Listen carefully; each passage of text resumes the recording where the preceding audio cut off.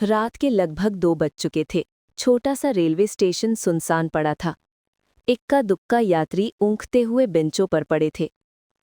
पीली पीली ट्यूबलाइट की रोशनी चारों ओर फैली थी, लेकिन उस रोशनी में भी अजीब सी वीरानी पसरी हुई थी। मैंने अपनी कलाई पर बंधी घड़ी देखी। ट्रेन को आए 4 घंटे से ज्यादा हो चुके थे। मैं थक कर लकड़ी की बेंच पर सिर झुकाए बैठा था। नवंबर की ठंडी हवा हड्डियों तक चुभ रही थी। तभी पीछे से किसी की आवाज आई, भाई, एक सिगरेट मिलेगी? बड़ा नशा चढ़ रहा है। मैंने सिर उठाया। सामने लगभग 22-23 साल की एक लड़की खड़ी थी। उसकी आंखों में बेचैनी साफ झलक रही थी। वो बार बार अपने हाथ मल रही थी, जैसे बदन में झटके उठ रहे हों। मैं चौंक गया। लड़की होकर सिगरेट मांग रही हो? मैंने कठोर स्वर में कहा। वो हल्की हंसी हंसती, लेकिन हंसी में दर्द छिपा था। क्या करूं साहब, शरीर टूट रहा है। या तो सिगरेट दे दो, वरना कहीं से नशे का इंजेक्शन दिला दो। मेरे बस का नहीं है अब। उसकी हालत देखकर अजीब सा डर लगा। कपड़े फैशनदार थे, लेकिन सर्द रात में वो बिना दुपट्टे, सिर्फ एक पतली जैकेट में थी। चेहरा खूबसूरत था, मगर थकान और परेशानी ने उस खूबसूरती को ढक लिया था। मैंने सख्ती से कहा, शट अप, यहां से जाओ, रात का वक्त है। वो हताश होकर पास की बेंच पर बैठ गई, गुस्से में बड़बड़ाने लगी। सब हरामी है, साला कोई पैसे देता ही नहीं। चमेली एक रात के 10,000 लेती है, मैं क्या उससे कम हूं? घंटे का रेट बोलते हैं। मुफ्त का माल समझ रखा है क्या मुझे? उसकी बातें सुनकर समझ गया, वो एक कॉल गर्ल थी। लेकिन जाने क्यों उस वक्त उसका चेहरा मुझे सिर्फ कॉल गर्ल का नहीं, बल्कि किसी गहरी मजबूरी में फंसी लड़की का लग रहा था। मैं चुपचाप बैठा उसे देखता रहा। अचानक उसने अपने पर्स से एक मुड़ा तोड़ा फोटो निकाला और उसे देखती रही। आंखें नम हो गईं। तुम्हारा नाम क्या है? मैंने धीमे स्वर में पूछा। वो पहले तो चौंकी, फिर बोली, नाम? लोग तो मुझे रिया कहते हैं। असली नाम भूल चुका हूं शायद। उसकी ये बात मुझे भीतर तक हिला गई। कोई अपना असली नाम कैसे भूल सकता है? मैंने फिर सवाल किया, रिया, तुम इस वक्त यहाँ क्यों हो, रात के इस पहर स्टेशन पर? उसने मुझे घूरा और बोली, साहब, आपको इससे क्या लेना? आप तो शरीफ आदमी लगते हो। शरीफ लोग सवाल ज्यादा करते हैं, जवाब सुनकर डर जाते हैं। मैं चुप रहा, लेकिन उसके अंदर का तूफान अब भी थम नहीं रहा था। कुछ पल बाद वो अचानक मेरे करीब आई और फुसफुसाई, आपको पता है, कोई मुझे मारना चाहता है। कोई पीछा कर रहा है मेरा। मैं भागकर यहाँ आई हूं। मैं सिहर गया। कौन मारना चाहता है तुम्हें? उसने चारों ओर डरते हुए नजरें दौड़ाईं, जैसे कोई उसे सचमुच देख रहा हो। वो ही लोग जिनके हाथों मैंने कुछ ऐसा देख लिया था जो मुझे नहीं देखना चाहिए था। मेरे अंदर बेचैनी बढ़ने लगी। ये कोई साधारण कहानी नहीं थी। वो लड़की जो अभी तक सिर्फ नशे की तलाश में लगी थी, अब मेरी आंखों के सामने रहस्य का जाल बुन रही थी। मैंने उसकी ओर झुककर कहा, रिया, साफ साफ बताओ, तुम किससे भाग रही हो और क्या देखा था तुमने? वो रो पड़ी। उसके आंसू कंधों पर गिरने लगे। साहब, सब बताऊंगी, लेकिन पहले एक वादा करो, मुझे किसी को सौंपना मत, पुलिस को भी नहीं। मैंने सिर हिलाया। ठीक है, बताओ। वो कुछ बोलने ही वाली थी कि अचानक प्लेटफॉर्म के अंधेरे कोने से 2 परछाइयां उभर आईं। मेरे रोंगटे खड़े हो गए। रिया का चेहरा फक पड़ गया।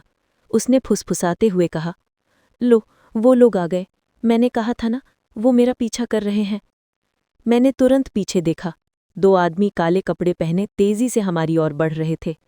रिया कांपते हुए मेरे बाजू को पकड़कर बोली, साहब, बचा लो मुझे, नहीं तो ये मुझे जिंदा नहीं छोड़ेंगे। प्लेटफॉर्म की खामोशी अचानक टूट गई थी।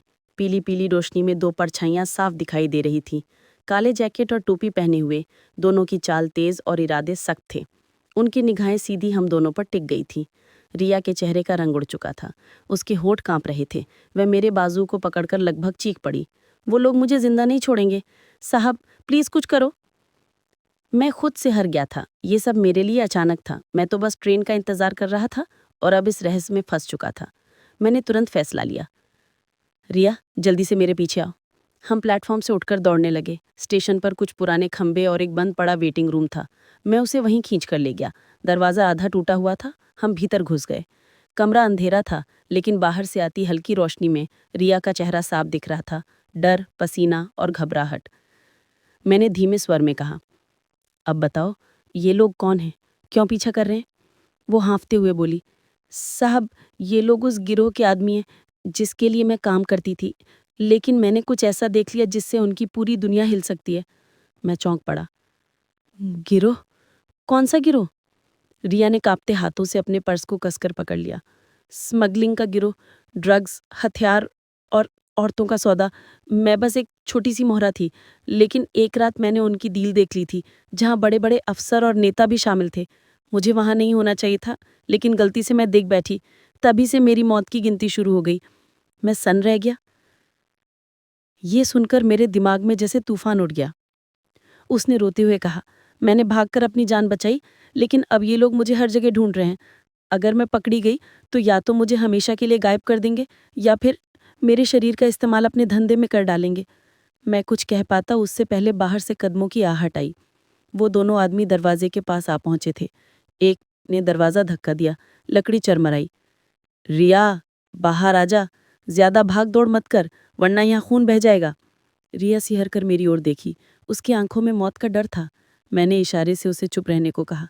दरवाज़ा धीरे धीरे खुलने लगा। मेरा दिल जोर से धड़क रहा था। अब हम फंस चुके थे। तभी अचानक स्टेशन के दूसरे छोर से सायरन की आवाज़ गूंजी। एक पुलिस जीप प्लेटफॉर्म पर आकर रुकी। वो दोनों आदमी चौंक गए और तुरंत अंधेरे में गायब हो गए। रिया ने राहत की सांस ली, लेकिन उसका चेहरा अभी भी पीला था। ये लोग कभी हार नहीं मानेंगे, ये मुझे कहीं भी ढूंढ लेंगे। पुलिस के जवान प्लेटफॉर्म पर उतरकर इधर उधर देखने लगे। उनमें से एक ने वेटिंग रूम की ओर भी झांका, लेकिन हमें नहीं देखा। मैंने सोचा, क्या पुलिस को सब बता दूं? लेकिन रिया ने जैसे मेरे मन को पढ़ लिया। वह तुरंत बोली, प्लीज़ पुलिस को मत बताना, ये लोग पुलिस तक भी पहुंच चुके हैं। बहुत बड़े लोग शामिल हैं इसमें। कोई मेरी बात नहीं मानेगा, बल्कि ये मुझे उन्हीं को सौंप देंगे। मैं दुविधा में था, लेकिन उसकी आंखों में डर असली था। मैंने गहरी सांस ली और कहा, ठीक है, लेकिन अब तुम अकेली नहीं भाग सकती। जब तक मैं यहाँ हूँ, तुम्हें कुछ नहीं होने दूंगा। उसने पहली बार मुझे उम्मीद भरी नज़रों से देखा। क्या आप सच में मेरी मदद करोगे? मैंने सिर हिलाया।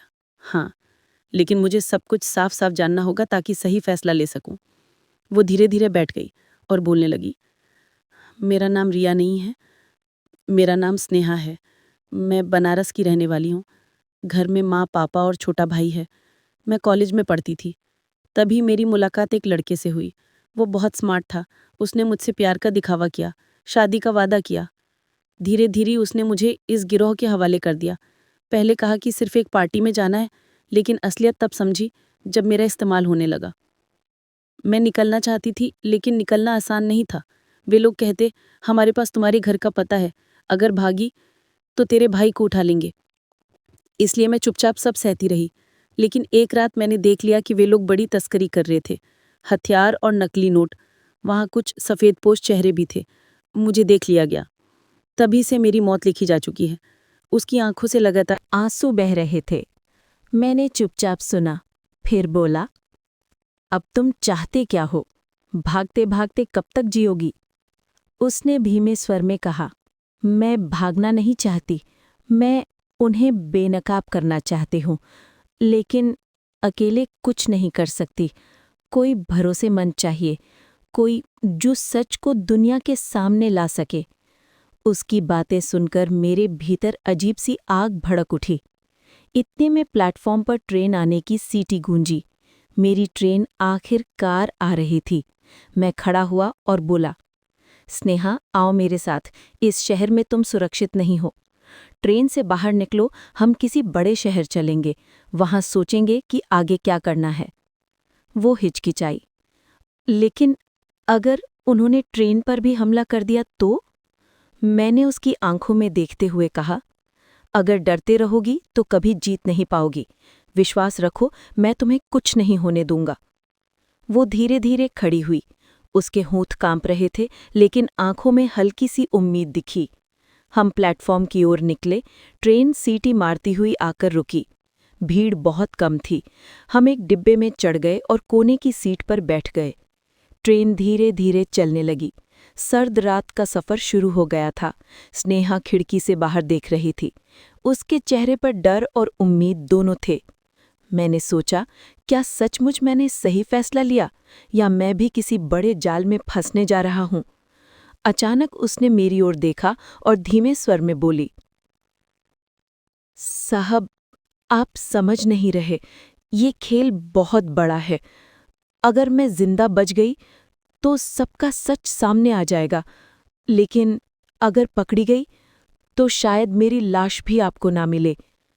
उसकी ये बात सुनकर मेरे दिल की धड़कनें तेज हो गईं और तभी ट्रेन की बोगी का दरवाज़ा धीरे से खुला।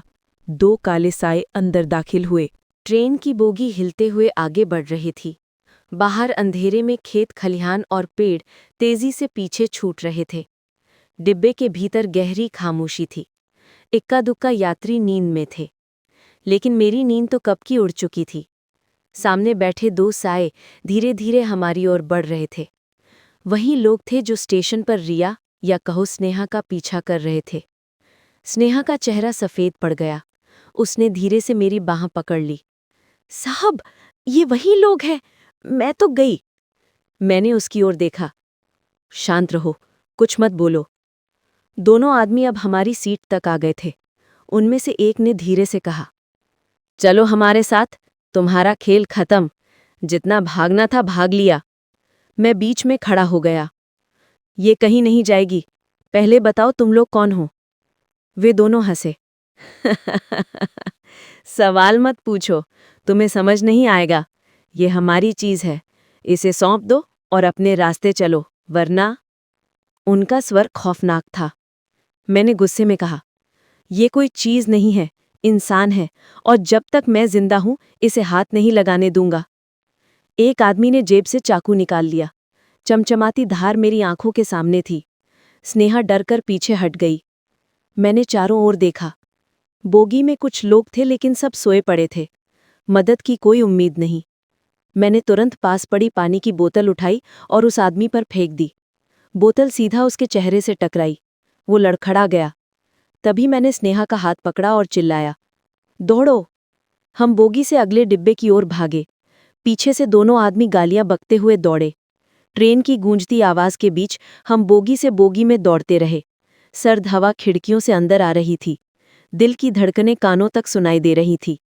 एक जगह गलियारे में पहुंचकर हम रुक गए। स्नेहा हाँफ रही थी। साहब, भागते भागते आखिर कब तक बचेंगे? मैंने उसकी ओर देखा। जब तक सच सामने नहीं आता। तभी पीछे से दोनों आदमी फिर दिखे। इस बार वे और तेजी से दौड़े। मैंने अचानक ट्रेन का इमरजेंसी चैन खींच दिया। तेज आवाज के साथ ट्रेन झटके से रुक गई। हम दरवाज़ा खोलकर नीचे कूद गए। ठंडी हवा में रेल की पटरियां अंधेरे में फैली थी। दूर तक जंगल सा इलाका था। चांदनी बहुत हल्की थी। ठंडी हवा में पत्तों की सरसराहट अजीब सा डर पैदा कर रही थी। स्नेहा थककर एक पेड़ के तले बैठ गई। मैं और नहीं दौड़ सकती, ये लोग मुझे पकड़ ही लेंगे। मैं उसके सामने झुककर बोला, तुम्हें हिम्मत रखनी होगी। तुम्हारे पास जो सच है वही तुम्हारा हथियार है, यही इन्हें खत्म करेगा। उसने रोते हुए कहा, लेकिन ये लोग बहुत ताकतवर हैं। इनके पीछे नेता, अफसर, पुलिस सब हैं। मैं अकेली कुछ नहीं कर सकती। मैंने शांत स्वर में कहा, तुम अकेली नहीं हो, मैं हूं तुम्हारे साथ, और हमें सबूत चाहिए, कुछ ऐसा जिससे इन्हें बेनकाब कर सके। स्नेहा ने धीरे से अपने पर्स से एक छोटा सा पेन ड्राइव निकाला। मेरे पास यही है, उस रात का पूरा वीडियो, जिसमें तस्करी, हथियार और बड़े चेहरे कैद हैं। यही मेरी मौत का कारण है और शायद यही मेरी जीत का सहारा। मैंने उसे कसकर पकड़ लिया। यही तो चाहिए हमें, अब ये किसी कीमत पर इनके हाथ नहीं लगना चाहिए। इतने में झाड़ियों से खड़खड़ाहट की आवाज आई। दोनों आदमी हमारे सामने आ गए। उनके चेहरे पर शिकारी जैसी हंसी थी। बहुत दौड़ लिए, अब ये खेल यहीं खत्म होगा। एक ने पिस्तौल निकाली। चांदनी में उसकी चमक दिखाई दी। स्नेहा चीख पड़ी। मैंने तुरंत पास पड़ा पत्थर उठाकर उसकी ओर फेंका। वो आदमी चूक गया और गोली पेड़ पर जा लगी। मैंने पूरी ताकत से झपट कर उसे गिरा दिया। हम दोनों जमीन पर लुढ़क गए। दूसरा आदमी स्नेहा की ओर बढ़ा। स्नेहा ने साहस जुटाकर पास की टहनी उठाई और उसके सिर पर जोर से मारी। वो लड़खड़ाकर गिर पड़ा। मैंने पहले वाले का हथियार छीनकर दूर फेंक दिया, फिर दोनों को जोर से धक्का दिया। वो दोनों कुछ देर के लिए संभल नहीं पाए। मैंने तुरंत स्नेहा का हाथ पकड़ा और उसे लेकर पटरी की ओर भागा। सामने दूर से जीप की हेडलाइट दिखाई दी। पुलिस की गाड़ी आ रही थी। स्नेहा घबराई। नहीं, पुलिस भी इनके साथ है, हमें धोखा देंगे। लेकिन इस बार गाड़ी से जो इंस्पेक्टर उतरा, उसका चेहरा सख्त और साफ था। वो मेरे सामने आकर बोला, मैं इंस्पेक्टर अजय वर्मा हूँ, महीनों से इस गिरोह के पीछे लगा हूँ और मुझे खबर मिली थी कि एक लड़की के पास बड़ा सबूत है। क्या वही तुम हो? स्नेहा कांपते हुए बोली, हाँ, मेरे पास सबूत है। उसने पेनड्राइव इंस्पेक्टर को दे दिया। इंस्पेक्टर ने गंभीर स्वर में कहा, चिंता मत करो, अब तुम सुरक्षित हो। ये सबूत पूरे गिरोह को जेल पहुंचा देगा। इतना कहते ही पीछे से दोनों गुंडे फिर खड़े हो गए, लेकिन इस बार इंस्पेक्टर के जवानों ने उन्हें तुरंत पकड़ लिया। स्नेहा की आंखों से आंसू बह निकले। साहब, क्या अब सच में मैं बच जाऊंगी? इंस्पेक्टर ने दृढ़ स्वर में कहा, हाँ, अब ये खेल खत्म। तुम्हारी गवाही और ये सबूत दोनों मिलकर कई बड़े चेहरों को उजागर करेंगे। सुबह की हल्की लालिमा फैल चुकी थी। हम सब पुलिस जीप में बैठे थे। स्नेहा अब भी थकी हुई थी, लेकिन उसके चेहरे पर पहली बार सुकून था। उसने मेरी ओर देखा और धीमे स्वर में कहा, अगर आप उस रात मुझे ना बचाते तो मैं शायद जिंदा ना होती। आप मेरे लिए फरिश्ता साबित हुए। मैं मुस्कुराया। नहीं स्नेहा, तुम खुद बहादुर हो।